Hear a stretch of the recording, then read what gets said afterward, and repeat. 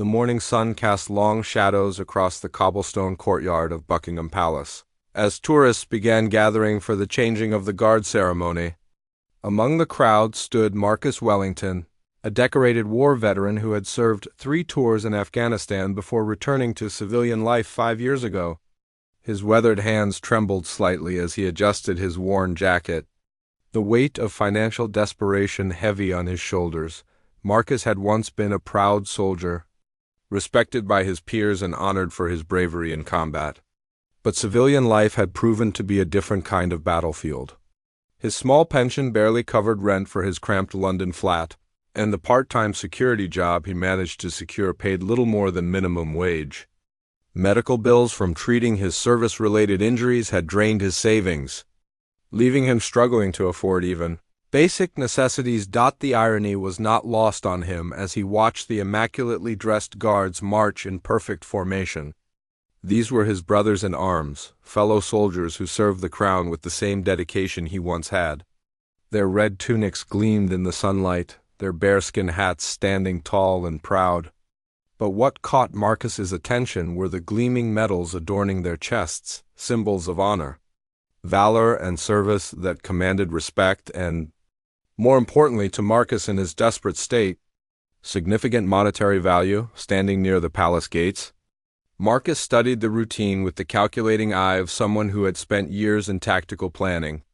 He noticed how the tourists pressed against the barriers, phones raised to capture photos and videos. He observed the timing of the guards' movements, the brief moments when they stood perfectly still, and the gaps in security coverage as attention focused on the ceremonial proceedings. The plan that formed in Marcus's mind was born of desperation rather than malice. He had researched military medals extensively over the past weeks, learning that some of the decorations worn by senior guards could be worth thousands of pounds to collectors. A Victoria Cross, Distinguished Service Order, or Military Cross could solve his immediate financial problems and buy him time to get back on his feet. As the ceremony began, Marcus positioned himself strategically near the front of the crowd. His military training had taught him patience and timing, skills that served him well as he waited for the perfect moment. The guards stood at attention, their faces stoic beneath their towering bearskin hats. Eyes fixed straight ahead as tradition demanded, the chosen target was Sergeant Major Harrison, a distinguished soldier whose chest displayed an impressive array of medals earned through decades of exemplary service. Marcus had watched him during previous ceremonies, noting his position and the specific moments when he remained perfectly still. The Sergeant Major's medals included several rare decorations, including what appeared to be a Distinguished Conduct Medal and a Long Service and Good Conduct Medal. As the crowd swelled and tourists jostled for better positions, Marcus began his approach. His heart pounded in his chest, but his movements remained controlled and deliberate. Years of military training had ingrained in him the ability to remain calm under pressure, even as he prepared to commit an act that went against everything he had once stood for. The ceremony reached its crescendo as the new guard took their positions. In that moment of transition, when the crowd's attention was divided between the departing and arriving guards, Marcus saw his opportunity. He had studied this moment for weeks, knowing that the brief seconds of movement and repositioning would provide the cover he needed. Moving with practiced stealth, Marcus slipped through a gap in the tourist barrier. His military bearing actually worked to his advantage, as his confident posture and purposeful movement made him blend in with the official proceedings rather than stand out as an intruder. Security personnel, focused on managing the large crowd and monitoring for more obvious threats, failed to immediately notice his unauthorized presence in the restricted area. The distance between Marcus and Sergeant Major Harrison closed rapidly. Each step brought him closer to either salvation or disaster, though in his desperate state, Marcus had convinced himself that this was his only option. The medals gleamed tantalizingly close, representing not just their monetary value but a solution to months of sleepless nights worried about eviction notices and unpaid bills. As Marcus reached out toward the sergeant major's chest, his fingers just inches from the coveted medals, he failed to notice the subtle shift in the crowd's attention. What he also didn't realize was that his approach had been captured by dozens of smartphone cameras, with several tourists unknowingly documenting what they assumed was part of the ceremony. The moment of contact came swiftly. Marcus's fingers closed around the ribbon of a distinguished service medal, the metal cool against his palm. For a split second, he felt a surge of relief, thinking he had succeeded in his desperate gamble. But Sergeant Major Harrison, despite the requirement to maintain his ceremonial stance, was far from unaware of what was happening. The crowd's reaction was immediate and unexpected. Rather than the gasps of shock or calls for security that Marcus had anticipated, there was a moment of confused silence followed by something he hadn't prepared for. Some tourists, assuming this was part of the ceremony, began applauding and taking photos. Others, recognizing that something was wrong, started pointing and calling out warnings. Marcus found himself frozen in place, his hand still gripping the medal as the reality of his situation began to dawn on him. This was not how he had imagined the moment would unfold. In all his planning, he had envisioned a quick grab and escape into the crowd. Not this prolonged exposure under the gaze of hundreds of witnesses and countless cameras. The sergeant major's eyes, though fixed straight ahead as protocol demanded, held a mixture of recognition and something Marcus couldn't quite identify. It wasn't the anger or disgust he expected, but rather a look that seemed to pierce through his desperation to see the broken soldier beneath. As security personnel began to converge on their position, and the crowd's murmur grew louder, Marcus realized that his carefully planned escape route was no longer viable. The tourists who had initially been confused were now clearly aware that something significant was happening, and their collective attention had turned what should have been a quick, anonymous theft into a very public spectacle. The weight of his actions began to settle on Marcus's shoulders as heavily as the medals he had hoped to steal. He had crossed a line that he could never uncross, betraying the very institution and values he had once sworn to protect. Yet, even in that moment of realization, his grip on the medal remained firm, desperation still overriding the shame that was beginning to creep into his consciousness. The seconds that followed Marcus's desperate grab for the medal seemed to stretch into eternity. Sergeant Major Harrison remained locked in his ceremonial position, but his peripheral vision caught every detail of the unfolding situation. Years of military experience had taught him to assess threats quickly, but this was unlike any situation he had encountered during his distinguished career. What struck Harrison most was not the audacity of the theft attempt, but something he recognized in the perpetrator's demeanor. The man's movements, despite their criminal intent, displayed the controlled precision of military training. His posture, even in this moment of transgression, carried the subtle markers of someone who had once worn the uniform with pride. The crowd's reaction continued to evolve in waves. The initial confusion gave way to a ripple of understanding as more tourists realized they were witnessing an actual crime rather than a ceremonial tradition. Phones that had been recording the changing of the guard ceremony now captured something far more dramatic and unexpected. A German family, positioned directly behind Marcus, had been filming their children's reactions to their first glimpse of the famous British Guards. The father, Klaus Müller, initially thought the interaction between Marcus and the guard was part of the show. "Look, children," he had whispered in accented English, "they are showing us the medals up close."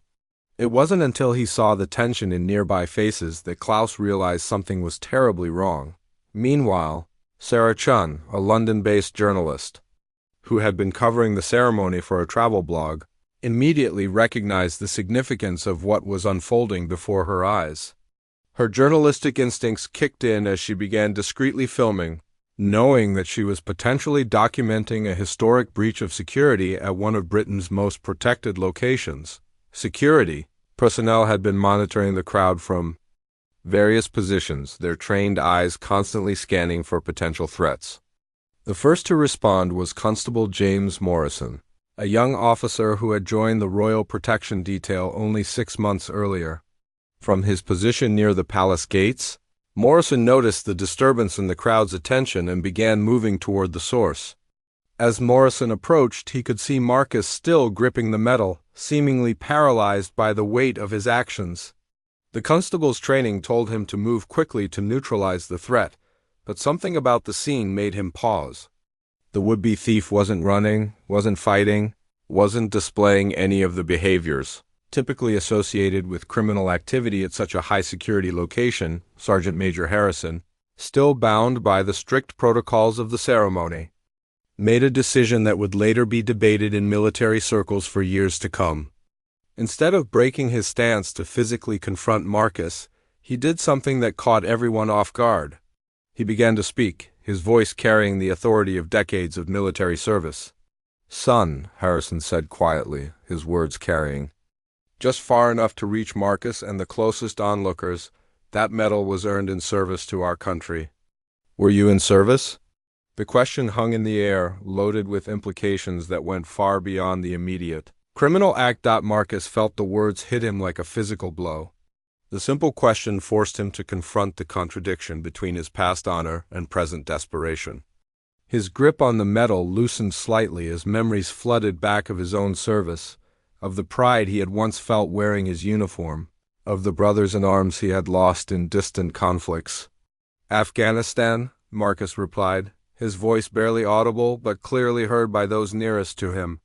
"3 tours."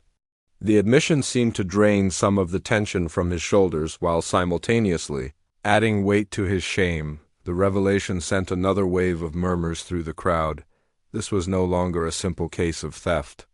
It had become something far more complex and tragic. A decorated veteran attempting to steal medals from a fellow soldier created a narrative that tugged at heartstrings and challenged simple notions of right and wrong. Harrison's expression, while still maintaining his ceremonial composure, shifted almost imperceptibly. His years of experience had taught him to read people, and he recognized the signs of a soldier pushed beyond his breaking point. The desperation in Marcus's eyes, the careful way he held himself despite his circumstances, the obvious internal conflict playing out on his face, all of it painted a picture Harrison had seen too many times before. "The medals I wear," Harrison continued, his voice still quiet but gaining strength, "they tell the story of service, sacrifice, and brotherhood. What story do yours tell?"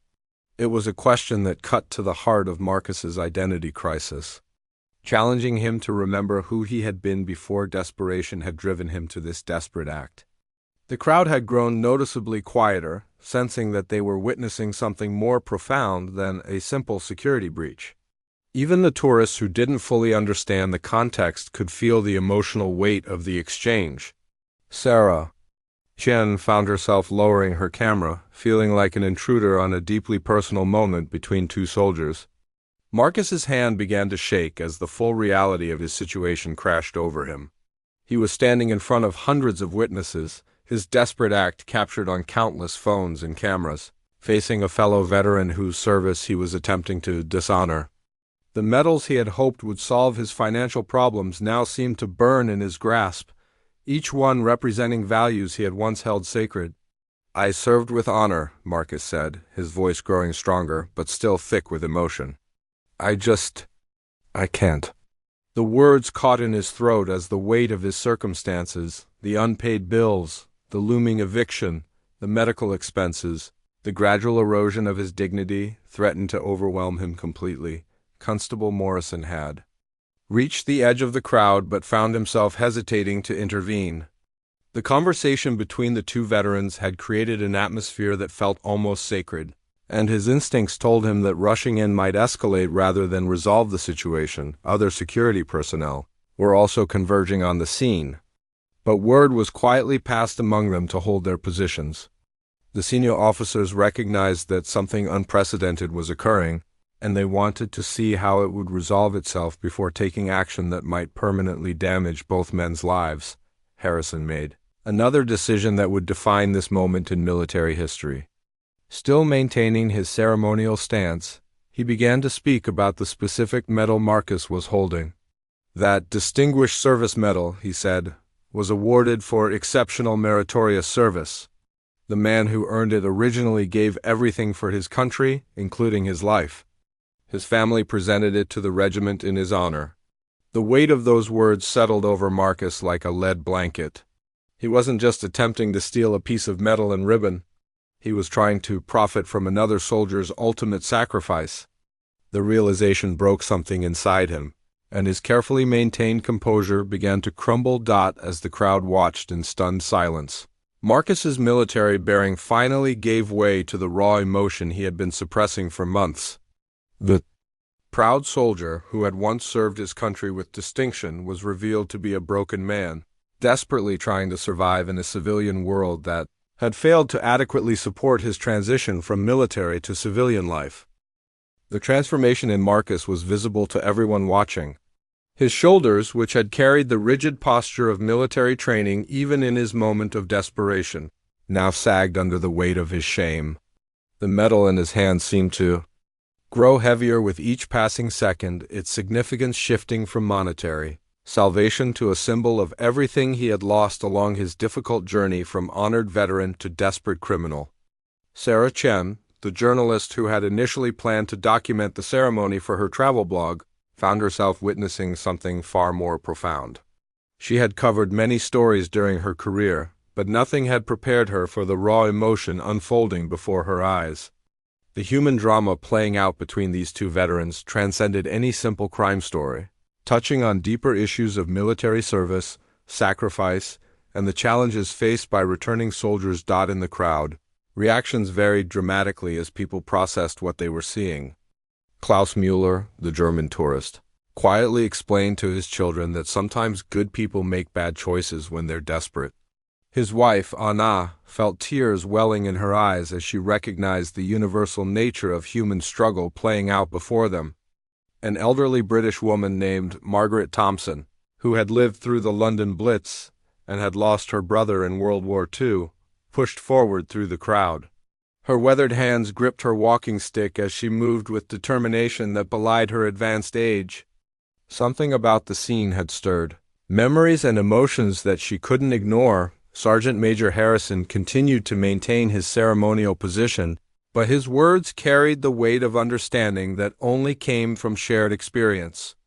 "I've seen good soldiers broken by circumstances beyond their control," he said, his voice carrying clearly in the unusual quiet that had settled over the normally bustling tourist area. "The uniform comes off, but the service never leaves us." Marcus looked up at Harrison's face, searching for judgment but finding something unexpected instead. There was recognition there, and perhaps even compassion. It was a look that acknowledged the complexity of their shared experience as soldiers, the invisible wounds that didn't always heal properly, and the challenges that civilian society often failed to understand or address. "I have brothers who didn't make it home," Marcus said, his voice breaking slightly. "I've been carrying their memory, trying to live up to what they died for. But I can't even take care of myself, let alone honor their sacrifice." The admission was more than just an explanation for his actions. It was a confession of the survivor's guilt that had been eating away at him for years. The revelation struck Harrison deeply. He had seen too many good soldiers struggle with similar burdens, warriors who had given everything in service to their country only to find themselves forgotten or inadequately supported upon their return. The system that had trained them to be heroes had often failed them when they needed help transitioning back to civilian life. Constable Morrison, still maintaining his position at the edge of the crowd, felt conflicted about his role in the situation. His training told him to arrest Marcus immediately, but his instincts as a human being urged him to find a different solution. He had never encountered a situation quite like this, where the lines between victim and perpetrator seemed so blurred. The crowd's attention was completely focused on the exchange between the two veterans. Phones that had been recording the ceremony remained pointed at the scene, but many people had lowered their devices, sensing that they were witnessing something too personal and profound to casually document.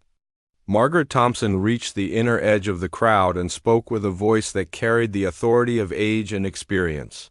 "Young man," she called out to Marcus, her voice cutting through the tension with surprising clarity, "my brother earned medals in Burma before he was killed at 22. He would tell you that honor isn't in the medal and ribbon. It's in the choice to keep serving, even when serving becomes difficult." Her words had an immediate impact on Marcus, who turned to look at this elderly woman who had somehow understood exactly what he needed to hear. Margaret's eyes held the wisdom of someone who had lived through war, loss, and the long process of healing that followed. The medals, Margaret continued, stepping closer with careful but determined steps, they're symbols of what we've already given. They can't be sold or traded because their value isn't measured in money. Their worth comes from the sacrifices they represent and the memories they preserve. Marcus felt something fundamental shift inside him as he listened to Margaret's words. The medal in his hand, which he had seen as a solution to his financial problems, suddenly revealed itself for what it truly was: a sacred trust, a tangible connection to the service and sacrifice of his fellow soldiers. Harrison, recognizing the moment for what it was, made another decision that would later be studied in leadership courses. Still maintaining his ceremonial stance, he began to speak about his own journey from active service to his current role. "When I first put on this uniform," he said, "I thought it was about the pageantry and tradition. But I learned that wearing these medals is about carrying the stories of those who came before us." The crowd had grown to include passers-by who had been drawn by the unusual scene. Word was spreading through social media as witnesses shared what they were seeing, though many struggled to adequately capture the emotional complexity of the situation in simple posts or tweets. Marcus slowly began to loosen his grip on the medal, his fingers uncurling one by one as the reality of what he had almost done fully sank in. The desperate plan that had seemed like his only option just minutes earlier now appeared as what it truly was: a betrayal of everything he had once stood for. "I don't know how to ask for help," Marcus admitted, his voice barely above a whisper but somehow carrying to those around him. "I was trained to be strong, to handle anything, to never show weakness, but I can't handle this anymore." The confession was perhaps the bravest thing he had done since returning from military service, an acknowledgement of vulnerability that went against everything his training had taught him. Harrison's response came without hesitation, though he maintained his rigid posture. "Asking for help isn't weakness, soldier. It's tactical awareness, recognizing when you need support to complete the mission." His use of military terminology reframed Marcus's admission in terms that honored rather than diminished his struggle. The security team, led by Chief Inspector Williams, had been monitoring the situation from multiple positions. Williams had made the decision to allow the scene to continue unfolding naturally, recognizing that sometimes the best resolution came from human connection rather than enforcement action. He had served briefly in the military himself and understood the unique bonds and obligations that existed between veterans. As Marcus finally released the medal completely, letting it fall back against Harrison's chest where it belonged, a visible wave of relief passed through the crowd. The tension that had been building since the incident finally started to dissipate. Replaced by something that felt almost like hope, the moment had transformed from a simple crime into something much more significant: a public demonstration of redemption, understanding, and the power of human connection to overcome even the most desperate circumstances. Everyone present sensed that they had witnessed something rare and profound, a moment where justice and compassion had found a way to coexist. As the medal settled back into its proper position on Sergeant Major Harrison's chest, something extraordinary began to happen in the crowd.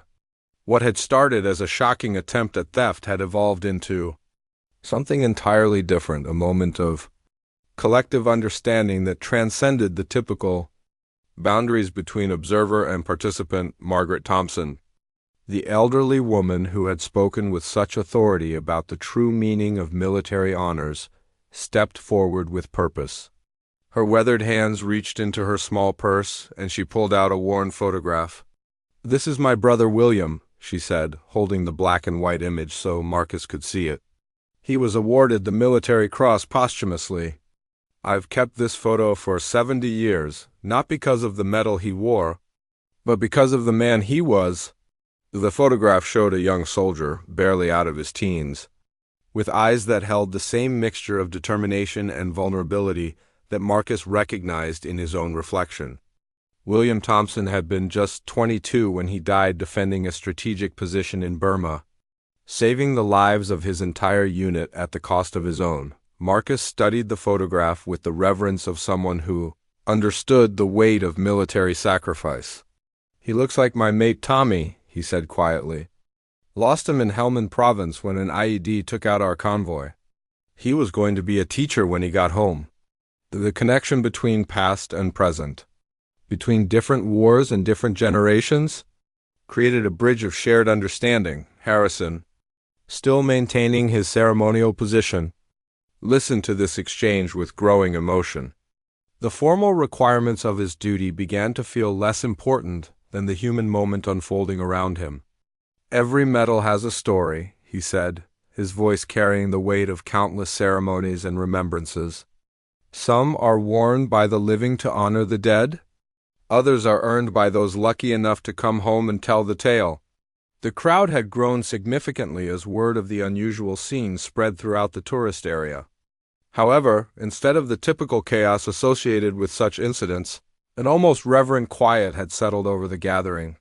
People seemed to instinctively understand that they were witnessing something sacred, a moment where the usually invisible struggles of military veterans were being laid bare in the most public of settings. Sarah Chun, the journalist, made a decision that would later define her career. Instead of focusing on the sensational aspects of the attempted theft, she began to see the deeper story about veteran support, mental health, and the gaps in society's care for those who had served.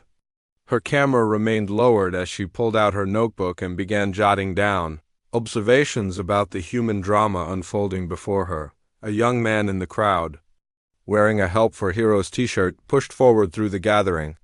Danny Morrison was himself a recent veteran, having served 2 tours in Iraq before medically retiring due to injuries sustained in a roadside bombing.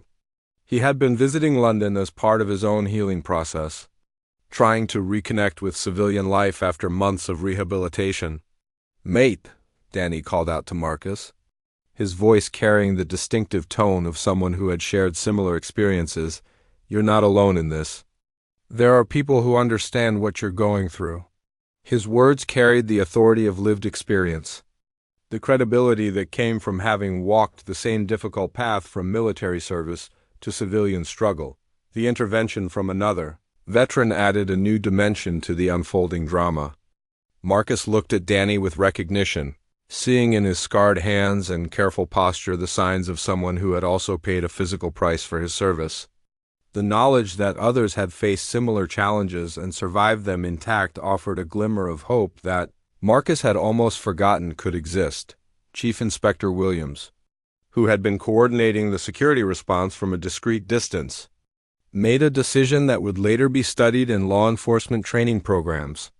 Instead of ordering an immediate arrest, he authorized his team to maintain their positions while the situation continued to evolve. His instincts told him that sometimes the best policing came from allowing human nature to take its course. Constable Morrison, the young officer who had first responded to the incident, found himself learning more about community policing in these few minutes than he had in months of formal training. The textbook approach to this situation would have been swift and decisive, but the real-world complexity required a more nuanced understanding of human nature and circumstances. Margaret Thompson continued to share memories of her brother William, painting a picture of a young man who had faced his own struggles with courage and determination. "He wrote to me about being frightened," she told Marcus and the growing crowd. "He said courage wasn't about not being scared, it was about doing what needed to be done despite the fear." Her words resonated deeply with Marcus, who had spent years believing that his struggles with civilian life somehow diminished the courage he had shown in combat. The idea that fear and bravery could coexist, that vulnerability didn't negate valor, offered a new way of understanding his own experience. Harrison, recognizing the therapeutic value of the conversation that was developing, made another unprecedented decision. While still maintaining his ceremonial stance, he began to share his own story of transition from active duty to his current role. "I spent my first year out of active service angry at everyone," he admitted. "Angry at the civilians who didn't understand. Angry at the system that seemed to have forgotten us. Angry at myself for not being stronger." The admission from such a distinguished and seemingly composed figure shocked many in the crowd. Here was someone who appeared to embody military perfection, yet he was acknowledging his own struggles with the same issues that had driven Marcus to desperation. What changed? Marcus asked, genuine curiosity replacing the despair that had clouded his judgment earlier. I learned that asking for help wasn't about admitting defeat, Harrison replied. It was about completing the mission. And the mission, for all of us who make it home, is to honor those who didn't by living lives worthy of their sacrifice. The conversation had begun to attract attention from military personnel who happened to be in the area. Several off-duty soldiers and veterans had joined the crowd, creating an impromptu support network around Marcus. Their presence transformed what could have been an isolated moment of shame into a community, gathering focused on understanding and mutual aid. Danny, the young veteran who had first spoken up, stepped closer to Marcus. There's a veteran support group that meets every Wednesday at the community center in Bethnal Green, he said, pulling a card from his wallet. It's not much, but it's real people who've been where you are. We help each other figure out how to keep going when going gets hard. The offer of concrete assistance marked a turning point in the incident. What had begun as a desperate criminal act was transforming into an opportunity for connection and healing. Marcus accepted the card with hands that had finally stopped trembling. The simple gesture representing hope in a way that the stolen medals never could have done as the crowd watched. Marcus slowly straightened his shoulders, his military bearing returning not as a mask to hide his struggles, but as a foundation upon which to build his recovery. The transformation was visible to everyone present, a moment of human resilience that reminded them all of the capacity for redemption and growth. The atmosphere around Buckingham Palace had completely transformed from the typical tourist spectacle into something resembling an impromptu support meeting. More veterans had emerged from the crowd, each drawn by the recognition of shared experience, and the rare opportunity to address issues that usually remained hidden beneath the surface of polite society. A woman in her 40s approached the growing circle around Marcus and Sergeant Major Harrison. Lieutenant Colonel Rachel Davies, retired, had been visiting London with her teenage daughter when she heard about the unusual situation developing at the palace gates. As a former military psychiatrist who had spent years treating combat stress and post-traumatic stress disorder, she immediately understood the psychological dynamics at play. Soldier, Davies addressed Marcus with the quiet authority of someone accustomed to dealing with crisis situations. What you're experiencing isn't uncommon. Studies show that up to 30% of veterans struggle with the transition to civilian life, often facing financial hardship, employment difficulties, and mental health challenges. Her clinical yet compassionate approach provided a different perspective on Marcus's situation. Instead of viewing his actions through the lens of criminal behavior, she framed them within the context of a systemic failure to adequately support military personnel during their transition. Back to the civilian society, Marcus looked at Davies with the mixture of gratitude and skepticism that characterized many veterans' relationships with mental health professionals. Talking doesn't pay the rent, he said, though without the anger that might have colored his words earlier. Therapy doesn't stop the eviction notices or make the pain go away. Davies nodded, acknowledging the practical reality of his concerns. You're absolutely right, she replied. Mental health support is only part of the solution. Veterans need comprehensive assistance, housing support, job placement, medical care, and financial counseling. The fact that you're here in this situation represents a failure of the system, not a failure of character. Her words had a profound impact on the gathered crowd. Many civilians had never considered the complex challenges faced by returning military personnel, assuming that the transition from service to civilian life was straightforward and well supported. The revelation that a decorated veteran could find himself in such desperate circumstances shocked many observers. Klaus Müller, the German tourist, approached Marcus with obvious emotion. In my country, he said in his accented English, we learned hard lessons about taking care of our veterans after the wars. Your service to your country should have earned you better support than this. His words carried the weight of historical understanding. Recognition that societies must care for those who serve or risk losing their moral foundation. Sarah Chun. The journalist had been quietly conducting interviews with various witnesses and participants. What had started as a simple travel blog post was evolving into a major feature story about veteran support and the hidden struggles of military personnel. She approached Marcus with respectful caution, understanding that his consent was essential for any coverage of his personal story. "Would you be willing to share your experience more broadly?" she asked Marcus. "Not to exploit your situation, but to help people understand the challenges veterans face? Sometimes public awareness is the first step toward meaningful change." Marcus considered her request carefully. The idea of his personal struggles becoming public knowledge was terrifying, but he also recognized that his situation was far from unique. "If it helps other soldiers avoid ending up where I am," he said slowly, "then maybe something good can come from this disaster." Meanwhile, Chief Inspector Williams had been in communication with his superiors about how to handle the unprecedented situation. The usual protocols for theft at royal locations were clear-cut, but this case presented complexities that required careful consideration. The Crown Prosecution Service would ultimately need to decide whether pressing charges would serve justice or simply punish a man whose criminal acts stemmed from desperation rather than malice. Sergeant Major Harrison, who had maintained his ceremonial position throughout the entire incident, finally received permission from his commanding officer to break protocol. The decision came after consultation with senior military officials who recognized that the situation had evolved beyond normal security concerns into a matter of military welfare and public relations. With careful precision, Harrison stepped out of his formal stance and approached Marcus as one soldier to another.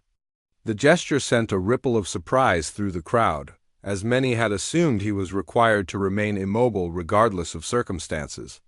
"The Guard serve not just the Crown," Harrison said, extending his hand to Marcus, "but the principles that the Crown represents: service, duty, and care for our fellow citizens. Today, our duty is to you, as a brother in arms who has served his country with honor." The handshake between the two veterans became a powerful symbol for everyone watching. It represented forgiveness, understanding, and the bonds that transcend individual mistakes or circumstances. Several people in the crowd began to cry, moved by the demonstration of human compassion in the face of crisis. Danny, the young veteran who had first offered support, began to organize practical assistance for Marcus. He spoke with other veterans in the crowd about immediate needs: temporary housing, job opportunities, and connections to support services. What emerged was an impromptu network of mutual aid that demonstrated the strong bonds within the military community. Margaret Thompson, the elderly woman whose brother had died in World War II, made an announcement that surprised everyone present. "I've been looking for a way to honor my brother William's memory," she said, her voice carrying clearly in the attentive quiet. "I think helping veterans like Marcus would be exactly what William would have wanted."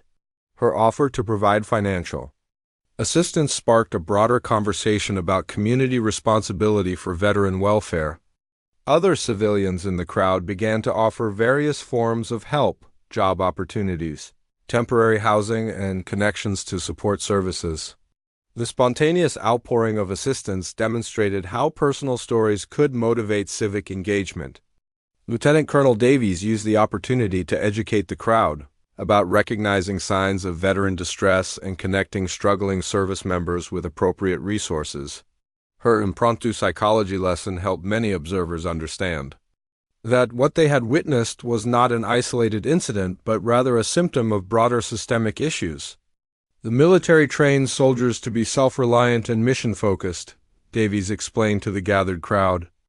"But civilian life requires different skills: navigating bureaucracy, building social networks, adapting to less structured environments. Without proper support, even the most capable veterans can find themselves struggling."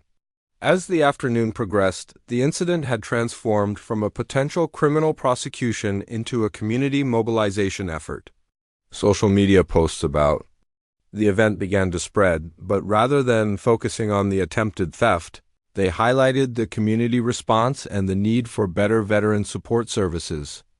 Marcus found himself at the center of a support network he couldn't have imagined just hours earlier. The isolation and desperation that had driven him to consider theft were being replaced by connections and opportunities that offered genuine hope for improvement in his circumstances. The transformation was visible to everyone present. Marcus's posture had changed from that of a defeated man contemplating crime to someone who was beginning to believe that other options might exist. The military bearing that had never completely left him was now supported by a renewed sense of purpose and community belonging. News of the extraordinary events at Buckingham Palace began to spread far beyond the immediate crowd. Social media posts with hashtags like #VeteranSupport and #BrothersInArms started trending as people shared videos and photographs of the unprecedented display of community solidarity. The story was evolving from a local incident into a national conversation about veteran welfare and societal responsibility. Within hours, veterans organizations across the country were reaching out to offer assistance to Marcus and to address the broader issues his situation represented. The Royal British Legion, Combat Stress, and Help for Heroes all issued statements, acknowledging the systemic failures that had led to his desperate circumstances while also highlighting the resources available to struggling veterans. Colonel Patricia Hayes, spokesperson for the Royal British Legion, arrived at the scene to personally assess the situation and coordinate official support efforts. A decorated veteran herself, Hayes understood both the bureaucratic challenges that veterans faced and the political implications of Marcus's very public breakdown. "What happened here today," Hayes announced to the gathered crowd and media representatives, "represents both our greatest failure and our greatest opportunity. We failed to reach a veteran in crisis before he reached his breaking point, but we also demonstrated the power of community and military brotherhood to provide support when it's needed most." Marcus found himself overwhelmed by the attention and support, struggling to process the rapid transformation of his circumstances. Just that morning, he had awakened in his cramped flat with eviction papers and medical bills, contemplating what he saw as his only remaining option. Now he was surrounded by people offering genuine assistance and long-term support. Dr. James Morrison, a clinical psychologist who specialized in military trauma, had joined the gathering to provide immediate crisis counseling. He recognized that while the community support was extraordinary, Marcus would need professional help to process both his underlying struggles and the traumatic experience of his very public breakdown. "The shame and guilt you're feeling, Doctor," Morrison told Marcus during a quiet moment away from the crowd, "are normal responses to what you've been through. Military culture teaches us to be strong and self-reliant, which can make it especially difficult to acknowledge when we need help. Today you took the hardest step, admitting that you couldn't handle everything alone." The psychological intervention was crucial because Marcus was experiencing a complex mixture of relief, gratitude, shame, and anxiety about his future. The support he was receiving felt almost too good to be true, and part of him worried that it might disappear as quickly as it had appeared. Sergeant Major Harrison had been relieved from his ceremonial duties to participate more fully in the support efforts. His commanding officers recognized that his role in the incident had created a unique opportunity to demonstrate the military's commitment to caring for veterans, even those who had completed their active service. "I want you to know," Harrison told Marcus, "that what happened today doesn't define you. Your service record, your sacrifices, your commitment to your fellow soldiers, that's who you are. Today was just a moment when the burden became too heavy to carry alone." The validation from a fellow soldier carried special significance for Marcus, who had been struggling with feelings of unworthiness and failure since leaving active duty. Harrison's words helped him begin to separate his identity as a veteran from his current circumstances, understanding that temporary setbacks didn't negate years of honorable service. Margaret Thompson had been coordinating with her bank to establish an immediate assistance fund for Marcus while also working with solicitors to create a longer-term, charitable foundation focused on veteran support. Her decision to honor her brother's memory through practical assistance had inspired others to consider similar actions. William always said that the best way to honor the fallen was to care for the living. Margaret explained to Sarah Chun, who was documenting the ongoing story. I should have done something like this years ago, but sometimes it takes a crisis to show us where our responsibilities truly lie. The media coverage had attracted the attention of several members of Parliament who recognized both the human interest value of the story and its potential political implications. Questions were already being raised about government support for veterans and the adequacy of existing programs designed to assist with the transition to civilian life. MP David Richardson, who served on the Defense Committee, arrived at the scene to assess the situation firsthand. As a former military officer himself, Richardson understood the challenges veterans faced and the political pressure that this incident might create for improved support services. This situation highlights gaps in our veteran support system that we can no longer ignore, Richardson told reporters. When a decorated veteran feels that his only option is to steal medals from fellow soldiers, we have clearly failed in our duty to those who served our country. The political attention both encouraged and worried Marcus, who had never intended for his personal struggles to become a matter of public policy. However, he also recognized that his situation might help other veterans avoid similar desperation if it led to improved support systems. Danny, the young veteran who had first offered practical support, had been coordinating with various organizations to create an immediate action plan for Marcus's most pressing needs. Temporary housing had been arranged through a veterans charity, and several employers had expressed interest in interviewing him for suitable positions. The military teaches us to have each other's backs, Danny explained to the media. That obligation doesn't end when we leave active service. Today proved that the brotherhood is still strong when it's needed most.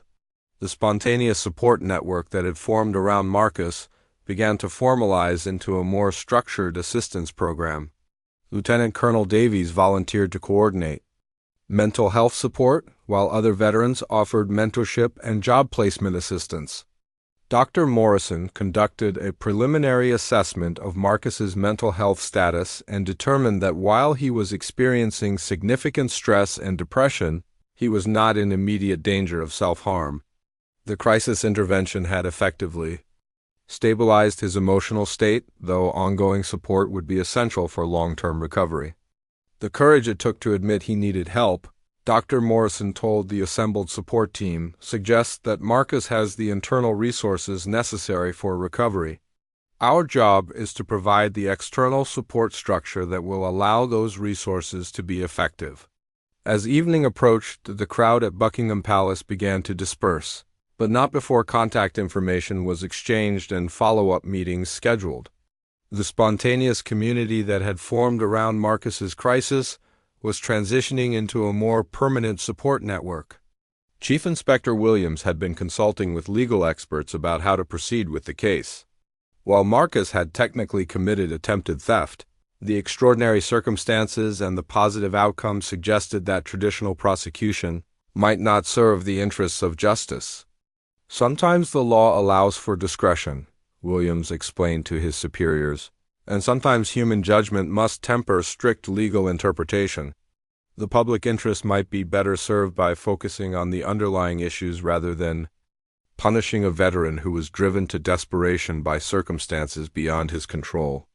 The decision about whether to file charges would ultimately rest with the Crown Prosecution Service, but the extensive documentation of the incident and its aftermath provided strong evidence that Marcus posed no ongoing threat to public safety, and that his actions stemmed from desperation rather than criminal intent.